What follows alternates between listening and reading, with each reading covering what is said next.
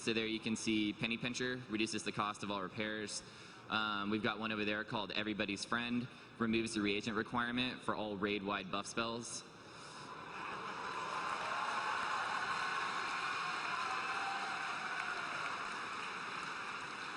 Figured you'd like that one, for sure. Here's a couple other examples. So on the left, we've got Cash Flow, increases the gold drop rate for all kills from creatures or players that reward experience or honor. And on the right over there, you can see Mass Resurrection. And obviously, Mass Resurrection is down at the bottom of the tree. And we want this tree to feel just like any other talent tree would feel. We want you to have the decisions to be meaningful. We want you to pick these talents because you feel like they're really good for your guild specifically. The whole goal here is to create diversity among the guilds. You might be a guild that chooses to go all the way down and get Mass Resurrection there, but you don't see the talent right next to it is Raid Summon, which allows you to summon your whole raid to you at one time instantly. Now that might be something you might want instead.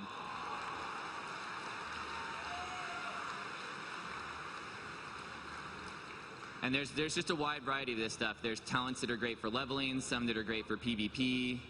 We try to cover the gamut. And yes, these are definitely going to be re-talentable. You can definitely respec your guild talents.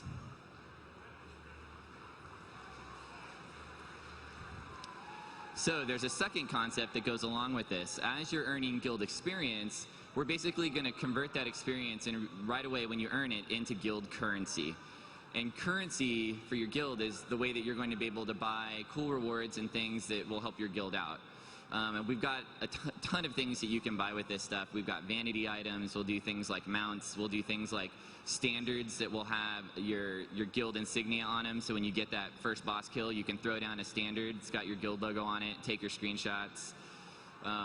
We'll have things like mounts that'll have flags from your guild, a variety of stuff. Guild currency will be used to pay for your talent respecs, for example. So if you want to respec your guild quite a lot, you're going to have to be earning enough experience to get that currency to do it. The biggest thing probably you'll be buying with the currency, though, is the guild profession plans. These are what allow you to make guild heirlooms. Now, guild heirlooms are going to be able to be built by any people that have that profession in your guild. So the way this is going to work is you'll buy the plan for the guild and it'll actually show up on a skill vendor. The same way you would go to the blacksmith skill trainer and you would buy a recipe from him. Anyone in your guild that has the required profession rank to actually use it can go to this guy, buy the plan, and learn it right away. Now, if he leaves the guild, he then loses the recipe, obviously, because he's not in the guild anymore.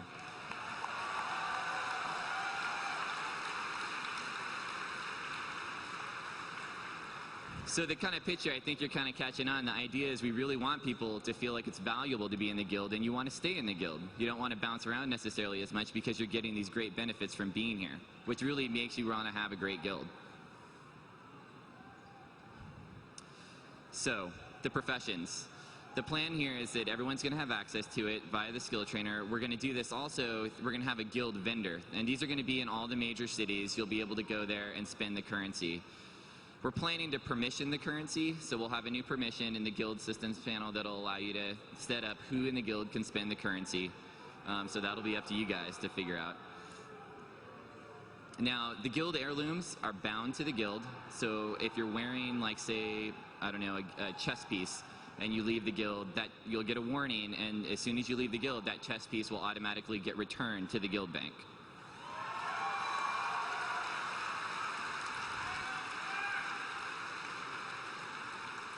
So no more, working up to that item that you guys have been trying to get to for a long time, and then the guy takes it and then bounces and leaves the guild. Now those items will go back and stay with you. So the concept here is that these work like our other heirlooms. They're going to scale with level, and we plan to cover, we would like to cover all the professions and as many slots as we can get for this stuff. We really want it to feel like we've got everything covered. So now, besides guild heirlooms, you're also going to be able to make just normal items that will also be great for the guild. And you'll buy these as plans the same way, but they might not make heirlooms. They might make things like, say, potions or elixirs, things that you can use during raids. And the concept behind these is they're also bound to the guild, so you can only use them if you're in the guild, but there's talents in the talent tree that will benefit this stuff. So there can be talents in the tree that increase the effectiveness of potions that you might, or elixirs that you might drink during a raid. And so you get those benefits by staying in the raid, in the guild.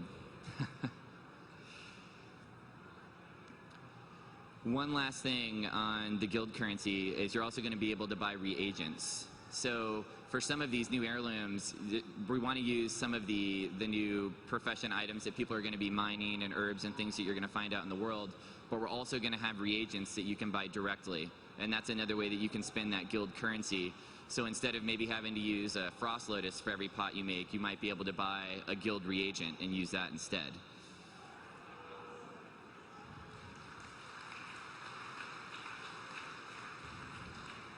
All right, looking for guild.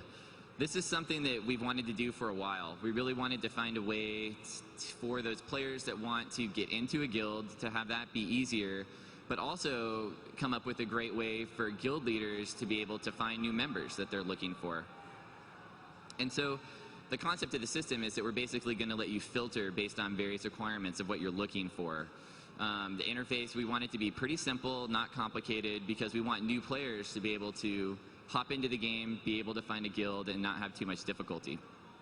So here's an example of a mock-up of what we would concept for this. So you can pick your availability, weekdays and weekends, you pick your class role, your level. Now, this screen you're seeing right here is what a guild would see when they're recruiting for members. So they can say they're only looking for max level, they can say the type of play style they want, casuals, hardcores, and then down at the bottom you can make a comment.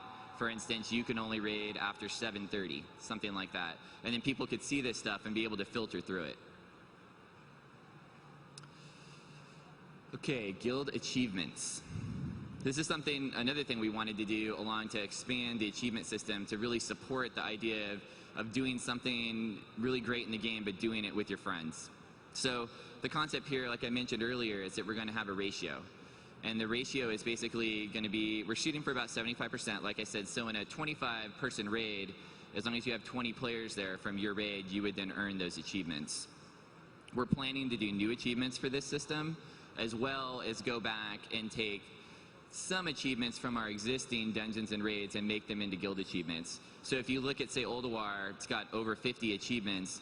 You know, we'd probably go back there and maybe take 4 or 5 total achievements, and they'd usually be for, say, clearing one whole section of the dungeon. We're not going to go back and take everything like Hot Pocket and turn it into like a guild achievement.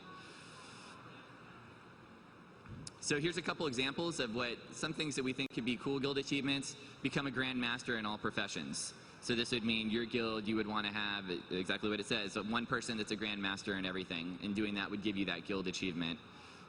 Perhaps completing a legendary item, something that typically can only happen within a guild. And these would be achievements that you get rewarded for.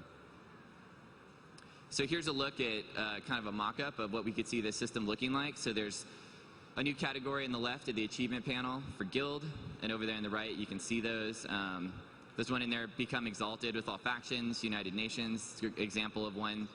I think we actually have that achievement for single players now. Someone actually gets that too, but the idea of doing this for a guild. And then down at the bottom you can see the concept. It would be showing like your guild logo when this pops up, and everyone in the guild would see that when your guild gets the achievement. So finishing up, a couple new features we're talking about. One big thing in the interface is to do a guild news feed.